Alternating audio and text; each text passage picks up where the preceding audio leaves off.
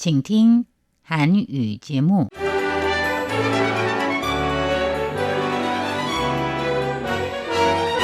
안녕하십니까? 중화민국 국제방송 타이완의 소리 RTI 한국어 방송입니다. 월요일 방송은 간추린 뉴스, 포르모사 문화권, 타이완 한반도 양안관계의 순으로 이어집니다.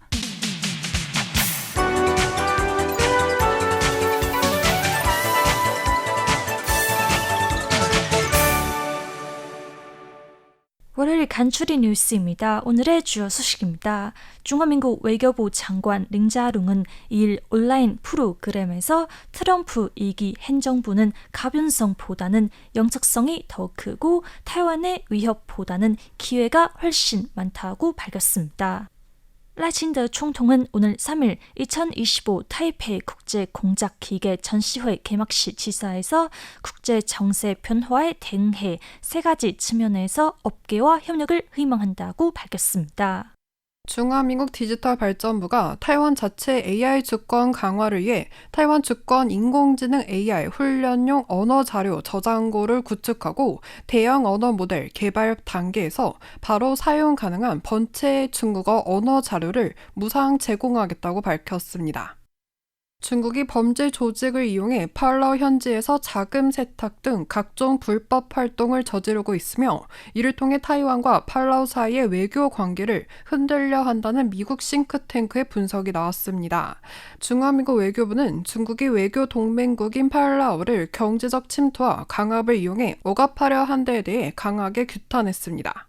첫 번째 소식입니다. 링 외교 장관은 온라인 프로그램 오프워크 한토크와 인터뷰를 진행했습니다. 인터뷰 내용은 3월 2일 공개됐습니다. 인터뷰에서 링 장관은 트럼프 2기 행정부는 가변성보다는 영속성이 더 크기 때문에 타이완 미국 관계에 대해 더 자신감을 가져도 된다고 하며 타이완은 트럼프 1기 행정부와 교류 경험이 있으므로 2기 행정부 집권 기간 동안의 국제 질서에 지면해 타이완에는 위협보다는 기회가 훨씬 많다고 믿고 있다고 밝혔습니다.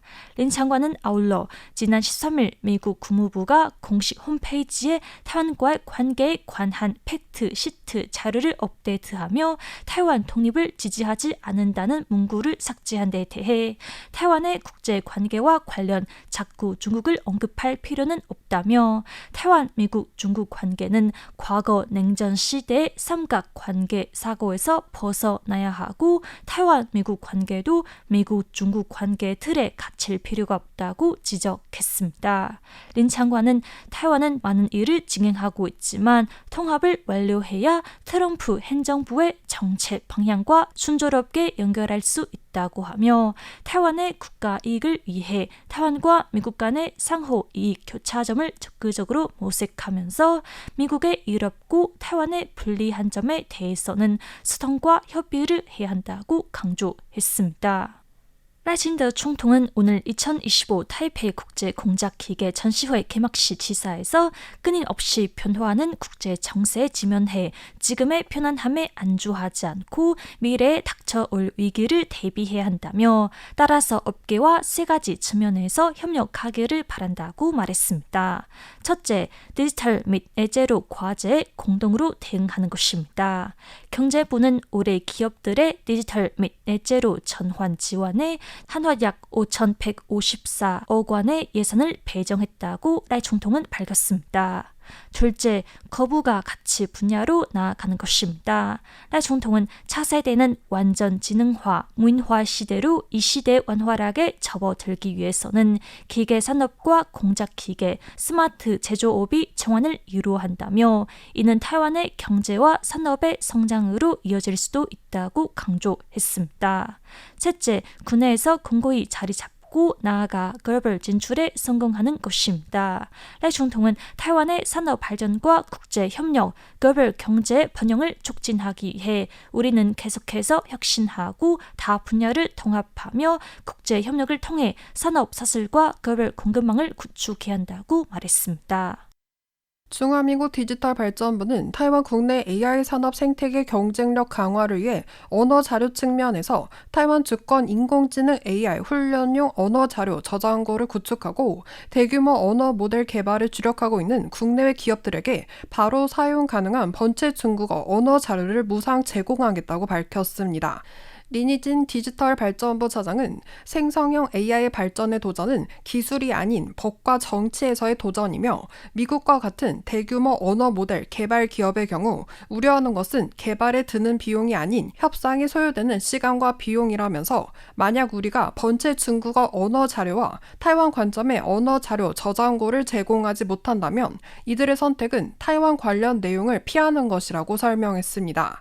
때문에 일종의 응급처치로 지금 할 수 있는 건 타이완 정부가 제공할 수 있는 정보를 최대한 빨리 제공하는 것뿐이라고 린 디지털 발전부 차장은 덧붙였습니다. 중국이 범죄 조직을 이용해 팔라우 현지에서 불법 활동을 저지르고 있다는 미국 싱크탱크의 분석이 나왔습니다. 중화민국 외교부는 2일 낸 성명에서 중국은 오랫동안 중국을 배경으로 둔 사업가, 심지어 범죄 조직을 이용해 타이완의 수교국 팔라우 현지에 침투하여 초호화 리조트 투자 등 비즈니스 활동 등을 명목으로 팔라우 현지에서 자금 세탁 등 각종 불법 활동을 저질러 왔다고 설명했습니다. 그러면서 경제적 침투와 강압을 이용해 타이완의 외교 동맹국 팔라우를 억압하려 한 시도를 규탄한다고 강조했습니다. 또한 팔라우와 수교한 뒤 지난 26년간 쌓아온 견실한 협력을 바탕으로 타이완은 종합 외교 등 외교 정책을 적극 추진하고 타이완 기업의 팔라우 현지 투자를 장려하며 실질적 행동으로 팔라우 산업의 발전을 이끌고 동시에 양국의 우호 관계를 견고하게 했다고 외교부는 전했습니다. 이어 타이완은 앞으로도 우방국과 이념이 유사한 국가들과 지속적으로 공동 협력하며 태평양 지역에 대한 중국의 경제적 침투, 강압을 근절하고 지역의 평화, 안정, 번영 발전 비전을 실현해 나가겠다고 덧붙였습니다. RTI 한국어 방송의 손전호, 진옥순이었습니다.